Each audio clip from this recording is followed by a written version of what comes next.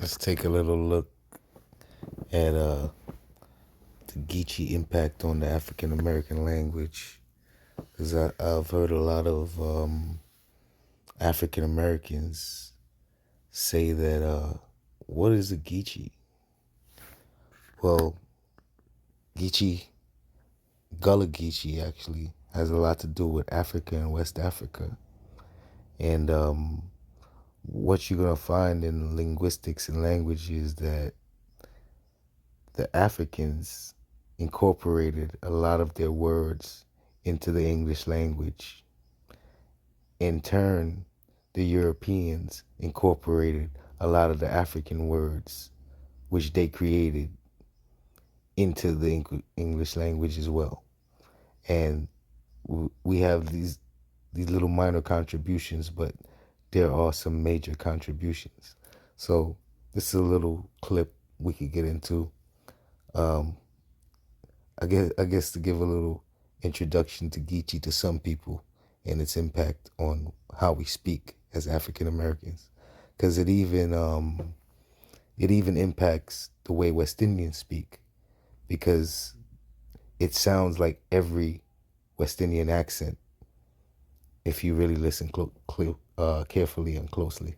So um, this actually is great information for us to understand a little bit about the impact of Geechee on African American culture. Here, around the South Carolina islands. This fella come here and walk up on the bank and say, "What you doing up on that bank there?" And he said, "Don't you notice It's my thought bank?" by many people to be the closest we can get to the kind of language that would have been spoken by the slaves in the 18th and early 19th centuries, and that this is the origin of modern Afro-American vernacular. After John get off about 50 feet off, and John look over there, and he go on his boat, and he look, his boat done sank down. He's down hollering, "Hey, help, help!" John said, "I ain't rough as yet." We put together varying African words along with Elizabethan English and came out with something that sounded like a this year when Hana the Yeti we talk like a this. So sometimes people think maybe it's English, then they go, but not quite. There were Igbos, Mandinkas, Malinkes, Yorubas, Golas, Geechee, Afik, Mende that were all kidnapped, captured, and then isolated together on these islands during enslavement. Once the slaves reached the plantations, they lived in cabins like these beside the main house. Here, many words that came into Gullah from African languages have found their way into standard English. Words such as banana, which comes from a Wolof language spoken in Senegal, and voodoo, traceable to an African word for spirit in the language spoken by the Yoruba people. Other African words which have entered standard English include the animals, zebra, gorilla, and chimpanzee, the musical terms samba, mambo, banjo, and bongo, and the food and plant names guba, meaning peanut, yam, and gumbo, meaning okra. African compound words were translated, giving English terms like badmouth. And nitty-gritty originated as a term for the grit that accumulated in the bilges of slave ships. As well as vocabulary, And there's much more. There's much more. Gullah employs some grammatical features that differ from standard English. If someone say, "Hana going for do that," I be done do 'em. Okay? So they're asking, "Are you going to do it?" I already did it. And I did it a long time ago, essentially, is what you're saying. I be done do 'em. I done do that.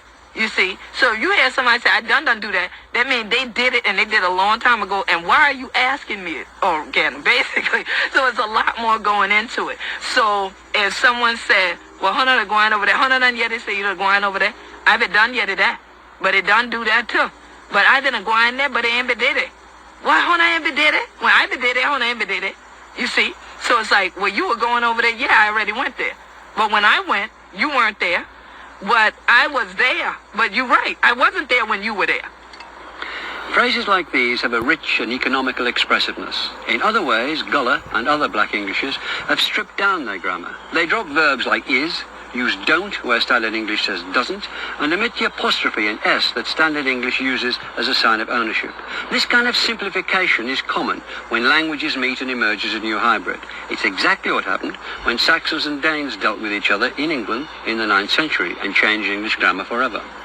But in this case, the changes were mistakenly taken by many white observers as evidence that black speakers just hadn't got the intelligence to speak the language properly, that they were simply trying and failing to copy white speech. In fact, they were adding to the language.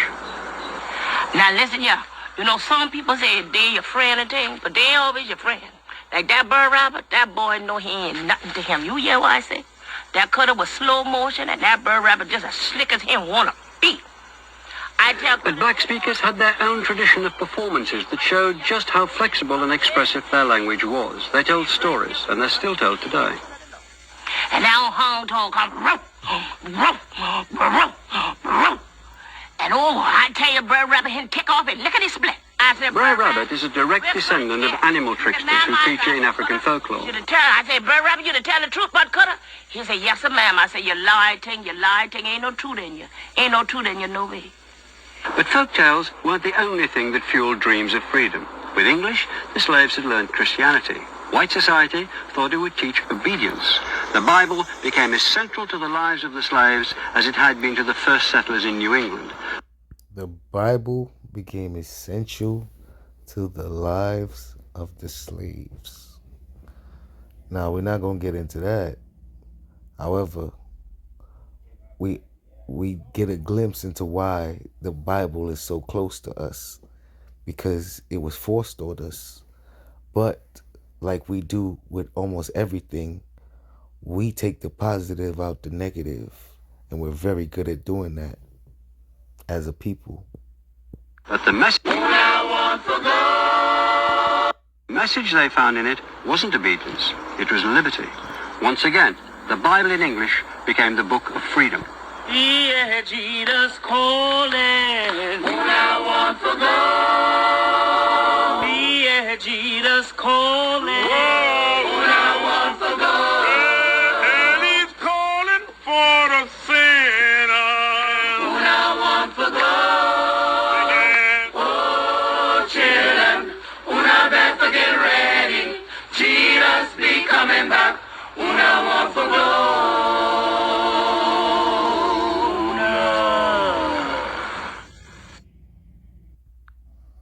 Now this is good. This is good to know. Just in case we didn't know it. It's good for the soul. It's good for our soul. I hope you enjoyed it.